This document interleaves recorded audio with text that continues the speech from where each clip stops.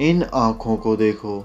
इन खाली आंखों ने बहुत सारा खून देखा है और साथ ही उन लोगों को भी जो जिंदा रहने के लिए भीख मांग रहे थे। तो ये शेर है पुर्तगाल के पहले सीरियल किलर डिएगो एल्वेस का, और तुम आज भी इसे देख सकते हो क्योंकि आज भी इसके सर को लिस्बन के एक हॉस्पिटल के बेसमेंट में संभाल के रखा गया है। पर ये पता लगाने की कोशिश कि एक्चुअली में इसके साथ क्या हुआ था, ये एक डिटेक्टिव स्टोरी की तरह बन गई है, क्योंकि एल्विस सिर्फ एक किलर ही नहीं था बल्कि एक विक्टिम भी था। तो आज की इस वीडियो में हम जानेंगे कि क्यों लोगों के सिरों को काट कर संभाल कर रखा जाता है, क्या इनको फ्यूचर में फिर से जिंदा किया जाएगा, और मोस्ट इम्पोर्टेंटली एल्विस के सिर को जार में क्यों रखा गया। 1834 में सीरियल किलर बनने से पहले ड्रंक और अपनी माँ की डेथ से दुखी डिएगो ने एक बहुत ही खूबसूरत लड़की को देखा। इसका नाम मारिया गर्टर्ड्स था और डिएगो को बिल्कुल भी समझ नहीं आ रहा था कि एक बेरोजगार और गरीब इंसान उससे बात कैसे करे। जिसके बाद उसने डिसाइड किया कि वो पहले बहुत सारा पैसा कमाएगा और उसके बाद उसको प्रपोज करेगा, जिसके बाद शुरुआत हुई एक खूनी खेल की और वो एक सीरियल किलर बन गया। इसके लिए उसने एक परफेक्ट प्लान बनाया जिसमें वो ऐसे लोगों को ढूंढता था जिनके गायब होने पर उन्हें कोई भी ढूंढने नहीं आएगा। जिसमें उसके मेन टारगेट थे गरीब किसान जो कि बहुत दूर गांव से शहर में अपना अनाज बेचने आते थे। एल्विस पहले उन्हें डरा धमका कर लूटता था और उसके बाद उनकी आंखों पे पट्टी बांधकर उन्हें 60 मीटर ऊंचे ब्रिज से पानी में गिरा देता था। इतनी ऊंचाई से गिरने पर उनकी तुरंत मौत हो जाती थी और उनके शरीर पर लड़ाई या मारपीट के कोई भी निशान नहीं होते थे, इसलिए सभी इसे एक सुसाइड मान लेते थे। ये सब डेथ ग्रेट लिबरल रिवॉल्यूशन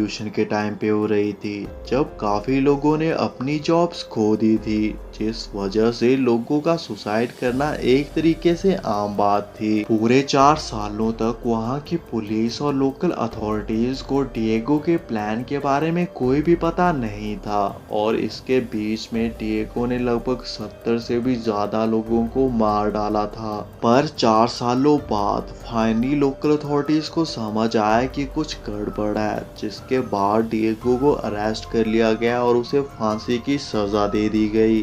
पर उसका सर जार में कब, क्यों और कैसे पहुंचा और इसके पीछे क्या रीजन था। जब famous song writer Joseph Hayden की डेथ हुई तो ऑस्ट्रिया नेपोलियन के खिलाफ वॉर में था, इसलिए उसे टेम्परेरी तरीके से दफना दिया गया। पर बाद में जब उसकी बॉडी को निकाला गया ताकि उसे दोबारा से पूरी इज्जत और ऑनर के साथ दफनाया जा सके, तो पता चला कि किसी ने उसके सर को चुरा लिया था। और साथ ही ये भी पता चला कि बहुत सारे लोग और गैंग्स फेमस लोगों के सिर को चुरा कर उन्हें ब्लैक मार्केट में बेच रहे थे। फेमस लोगों के कटे हुए सर को बेचने वाले बहुत सारे लोग थे, पर उन सब में जिसका कलेक्शन सबसे ज्यादा था वो था एक जल्लाद विलियम कॉलक्राफ्ट। पर क्या ऐसी मार्केट आज भी है जो लोगों के सरों को बेचती हैं और वो एक्चुअली इन सरों के साथ क्या करते हैं? तो आज के टाइम पे ये काम एल्कोर ऑर्गेनाइजेशन करती है, पर ये पहले के जैसा बिल्कुल भी नहीं है और ये ऑर्गेनाइजेशन पूरी तरह से लीगल है। अच्छी एडवर्टाइजिंग की वजह से लोग इनके पास खुद जाकर उन्हें पैसे देते हैं ताकि एल्कोर उनके सरों को काट कर उन्हें जार में रख सके। पर लोग पैसा देकर ऐसा क्यों करवाएंगे और इसके पीछे एक्चुअल में क्या कारण है? जब एक लड़की जिसका नाम किम सूजी था उसको पता चला कि उसे ब्रेन ट्यूमर है, तो उसने रेडिट की हेल्प से $70,000 कलेक्ट किए। पर उसे ये पैसे ट्रीटमेंट के लिए बिल्कुल भी नहीं चाहिए थे, क्योंकि इस बीमारी का एक्चुअली कोई भी इलाज नहीं है। उसने इन पैसों का यूज किया ताकि उसके सर को क्रायो प्रिजर्वेशन में सेफ रखा जा सके। कोई भी इंसान जो एल्कोर को पैसे देता है, उसकी डेथ के बाद एल्कोर एक खास मकसद के साथ उसकी बॉडी को एक सेफ कंटेनर में रख देता है।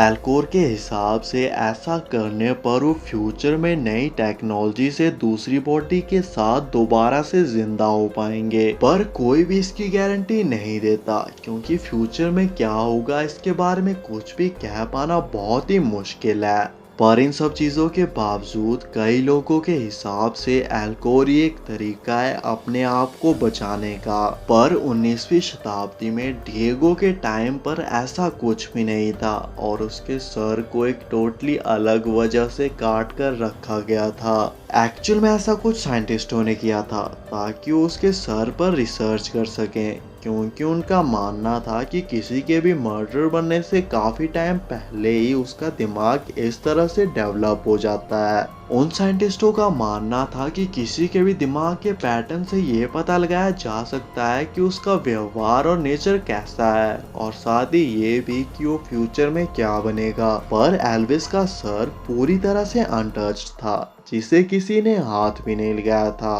पर कोई भी रिसर्च या स्टडी इतने टाइम तक नहीं चलती, फिर इतने टाइम बाद भी उसके सर को सेफ जार में क्यों रखा गया है? तो इसके पीछे का मेन रीजन ये था कि उनकी स्टडी के रिजल्ट को बहुत ही आसानी से गलत साबित कर दिया गया था। एक्चुअल में सभी लोग फ्रेनोलॉजी पर काम कर रहे थे। फ्रेनोलॉजी को अगर तुम एक लाइन में डिस्क्राइब करो तो इनके हिसाब से जिसका सर जितना बड़ा होगा वो उतना ही ज्यादा स्मार्ट और इंटेलिजेंट होगा। तो ये है फ्रांस जोसेफ गाल, जिसने फ्रेनोलॉजी की शुरुआत की। इसमें उसने बचपन में देखा कि जिन लोगों का सर बचपन में बड़ा था उनकी मेमोरी कैपेसिटी काफी अच्छी थी और वो काफी ज्यादा इंटेलिजेंट थे और वो इसी चीज को साइंटिफिक वे में प्रूव करना चाहता था। पर डिएगो का सर तो नॉर्मल था, फिर भी उसने 70 लोगों को मार डाला और 4 साल तक बहुत ही चालाकी से काम करता रहा। इससे लगने लगा कि उनके सारी अजम्पशंस और थ्योरीज गलत साबित हो रही हैं, इसलिए उन्होंने उसके सर को जार में रख दिया ताकि फ्यूचर में उनके फॉलोअर्स न्यू टेक्नोलॉजी के साथ उनकी थ्योरीज को प्रूव कर सकें। और एल्कोर भी इसी तरह से लोगों के सिरों को फ्यूचर के लिए संभाल के रख रहा है। पर बात करें फ्रेनोलॉजी सोसाइटी की, तो फ्रेनोलॉजी सोसाइटी ने काफी साल पहले ही खुद को बंद कर लिया था, क्योंकि वो भी समझ चुके थे कि उनकी थ्योरीज कितनी ज्यादा बकवास और बेकार थी। पर इनकी थ्योरीज और स्टडीज आज भी तुम्हें गूगल पर मिल जाएंगी और मैं तुम्हें मिलूंगा अगली वीडियो में।